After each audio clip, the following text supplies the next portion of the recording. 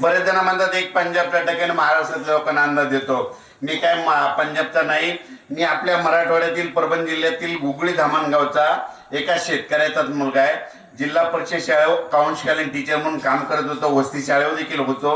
पण हे करत असताना काय झालं, महाराष्ट्रातले शेतकरी शेती करायलेत, बियाणं आणायलेत, खत पेरायलेत, या सगळ्या गोष्टी तुमच्या हातात आहेत, फक्त हा निसर्ग तुमच्या हातात नाही. आणि या निसर्गाचा इतका अभ्यास आहे आणि या अभ्यासाचा कुठेतरी उपयोग व्हावा म्हणून रात्रंदिवस ज्या ज्या ठिकाणी शेतकरी जमतील त्या ठिकाणी जायचं आणि शेतकऱ्याला मार्गदर्शन करायचं. तर या ठिकाणी महाराजांनी मला बोललं, त्याबद्दल परत एकदा महाराजाला धन्यवाद देतो आणि विषयाकडे होतो. तर यापुढे तुम्हाला सांगू इच्छितो, यापुढे पाऊस कधी कोणाला विचारत नाही. एक सगळ्यात सोपं सांगतो, म्हणजे तुम्ही बघा, पाऊस 4 महिने, थंडी 4 महिने, कसं सांगतो तुम्ही बघा. ज्या वर्षी तुमचा गावरान आंबा पिकला आणि त्या गावरान आंब्याच्या कैऱ्या उतरून आणल्या, घरी पिकू घातल्या आणि त्या गावरान आंब्याचा रस तुम्ही खूप खाल्ला की समजायचं दुष्काळ पडतो. तुम्ही बघा 2017 पर्यंत या नांदेडच्या लोकांनी इतक्या गावरान आंब्याचा रस खाल्ला, तुम्हाला 17-18 पर्यंत दुष्काळाला सामना करावा लागला. 19 नंतर आठवा, तुमच्या गावरान आंब्याच्या झाडाला फुलवराच लागला नाही. फुलवरा नाही म्हणजे आंबे नाही लागले, आंबे नाही म्हणून रस नाही खायला भेटला, म्हणून पाऊस जास्त पडला. मग तुम्हाला अंदाज कोणी दिला? त्या गावरान आंब्यानं. म्हणजे सगळ्यात सोपं कसं ओळखायचं, तुमचा आंबा टिकला पिकला की दुष्काळ पडणार, म्हणून हे लक्षात.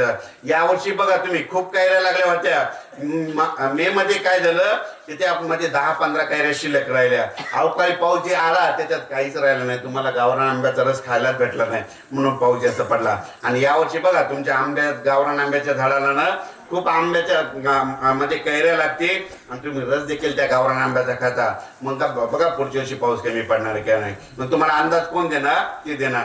आणखीन एक सगळ्यात महत्वाचं कारण सांगतो, पाऊस येईल कसा ओळखायचा. ज्या माणसाला दम आहे बघा, दमे असणाऱ्या माणसाला पावसाळ्यामध्ये आभाळ आलं त्या दम्याच्या लोकांना त्रास होतो. मग आपले घरचे काय करतात की त्यांना डॉक्टरकडे घेऊन जातात. डॉक्टरने त्यांना तपासलं, गोळ्या दिल्या आणि घरी जा म्हणलं की तुम्ही म्हणायचं पेंडवालता पाऊस पडणार. डॉक्टरनं दम्याच्या पेशंटला तपासलं आणि सलाईन लावून तिथे ठेवलं की तुम्ही म्हणायचं तुमच्या वड्याला गुडघे इतकं पाणी येणार. आणि डॉक्टरनं दम्याच्या पेशंटला तपासलं आणि तिथंच ऍडमिट केलं की तुमच्या इकडे मुसळधार पाऊस पडणार. सगळ्यात सोपे कारण लक्षात येतं. म्हणजे आपला शेजारी दम्याच्या पेशंटला नांदेडला देगलूरला ऍडमिट केलं, तुम्ही म्हणायचं मुसळधार पाऊस पडणार आहे. सगळ्यात सोपे कारण लक्षात घ्यायचं. हे झालं पाऊस येण्याची कारण. आता तुम्हाला विजेबद्दल सांगतो. वीज म्हणजे ही नाही वीज, आकाशातील वीज. बरेच जण काय म्हणतात, पायळू माणसं वीज पडते. महिला तर बिलकुल म्हणतात पायळू माणसं वीज पडते. माझी तुम्हाला विनंती आहे, पायळू माणसं कधीच वीज पडत नाही. पण तुम्ही काय करता, त्या पायळू माणसाला तांब्याचं कड हातात घालतात. यापुढं माझी पुरुषांना विनंती आहे, तांब्याचं कड तुम्ही हातात घालत जाऊ नका. तांब्याचं कड घातलं आणि बाहेर विजा कडकडायला आणि तुम्ही बाहेर गेला तर बिलकुल तुमच्या अंगावर वीज पडते.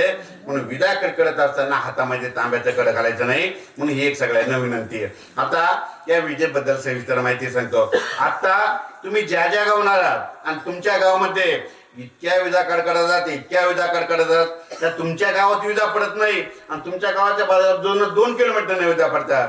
मग तुमच्या गावातल्या विजा कोण वाचवतं माहित आहे का? तुमच्या गावातल्या विजा वाचणार की मंदिराचं कळस आहे बघा. वाटल्यास वहीमध्ये लिहून ठेवा. भविष्यात जर तुमच्या गावात वीज पडली ना, तुमच्या गावातल्या मंदिराच्या कळसावर पडेल, कळस तुटून जाईल, पण बाजूच्या घरात पडणार नाही. कशामुळं? ते कळस कासा धातूच आहे. कासा धातू काय करतं, वीज ओढून घेतं, तिथं संपून टाकतं. तुम्हाला भविष्यामध्ये पेपरला बातम्या येतील, या मंदिरावर वीज पडली, कळस तुटून गेला, अशा घटना भविष्यात घडणार आहेत. म्हणजे हे तुम्हाला एक माहिती सांगतो. आता तुम्ही बघा, पूर्वी आपल्या घरी काशाच्या वाट्या होत्या, काशाच्या प्लेट होते, काशाचे तांबे होते. आपले पूर्वज काय करायचे, विजा कडकडायला लागल्या ती वाटी घ्यायची, अंगणात नेऊन टाकायची. वीज काय व्हायची, रात्रात कधी पडून जायची लक्षात येत नव्हते. पण योगायोगानं महाराष्ट्रामध्ये जितके मंदिर आहेत ना, ते सगळे कास धातूचे आहेत. म्हणून भविष्यामध्ये विजा पडल्या तर मंदिरावर पडते, पण बाजूच्या घरावर पडणार नाही. मग तुमचं संरक्षण कोण करणार, तर ते मंदिराचा कळस करणार. म्हणजे तुम्हाला सांगू देतो. आता या विजेबद्दल सविस्तर माहिती सांगतो. आकाशातील वीज ही एक नैसर्गिक आपत्ती. या पृथ्वीचा पृष्ठभाग ऋणभारित असतो, वातावरण धनभारित असते आणि या वातावरणामधून सतत इलेक्ट्रॉन वाहत असतात. विजा नाही पडल्यानं पृथ्वी आणि वातावरणातील विद्युत समतोल 5 मिनिटात संपुष्टात येईल. म्हणून विजा पडणं चांगलं आहे, पण विजा पडणं वाईट आहे. विजा पडणं अगोदर चांगलं कसं सांगतो.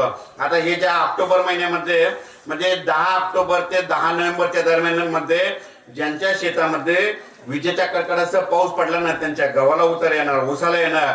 कशामुळं? त्या विजेच्या पावसामध्ये नायट्रेट ऑक्साईडचं प्रमाण असतं, म्हणून विजेचा पाऊस चांगला. विजेचा पाऊस वाईट कशामुळं?